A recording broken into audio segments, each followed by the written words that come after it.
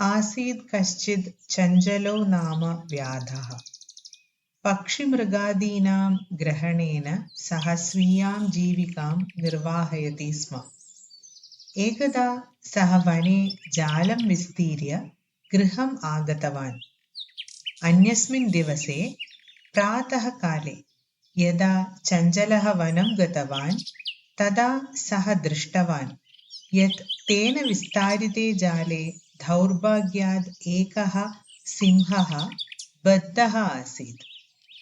सोऽचिन्तयत्, सिंहः मां घातिष्यति, अत एव पलायनं करणीयम्।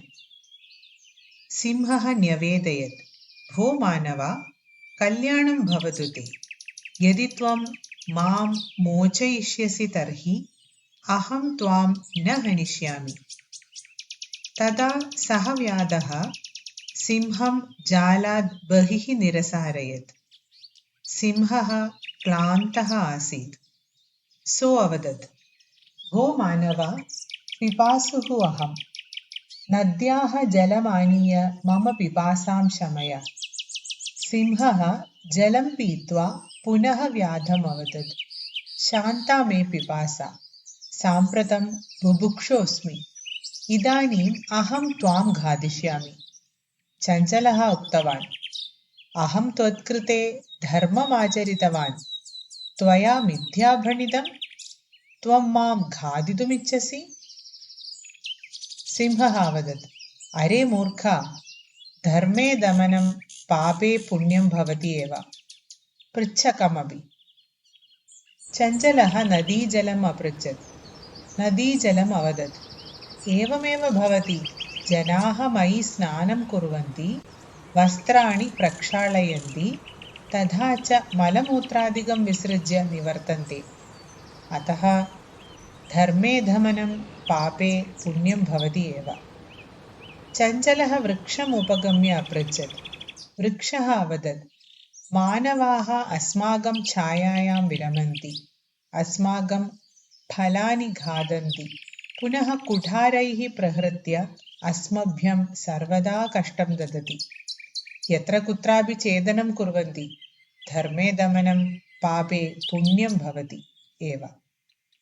समीपे एका लोमशिखा बदरीगुल्मानां पृष्ठे निलीना एतां वार्तां शृणोति स्म।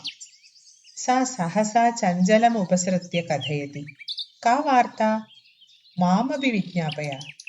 सः अवदत्, अहः मातृस्वसः अवसरे त्वं समागतवती। मया अस्य सिंहस्य प्राणाः रक्षिताः, परम् एषः मामेव घातितुमिच्छति। तदनन्तरं सः लोमशिखायै निखिलां कथां न्यवेदयत्। लोमशिखा चञ्चलमकथयत्, बाढ, त्वं जालं प्रसारय। पुनः सा सिंहम् अवदत्, केन प्रकारेण त्वम् एतस्मिन् जाले बद्धः इति अहं प्रत्यक्षं द्रष्टुमिच्छामि। सिंहः तद्वृत्तान्तं प्रदर्शयितुं तस्मिन् जाले प्राविशत्। लोमशिखा पुनः अकथयत्, सम्प्रति पुनः पुनः कूर्दनं कृत्वा दर्शय। सः तथैव समाचरत्। अनारदं कूर्दनेन सः श्रान्तः अभवत्। जाले बद्धः सः सिंहः क्लान्तः सन् निस्सहायो भूत्वा तत्र अपतत्, प्राणभिक्षामिव च अयाचत।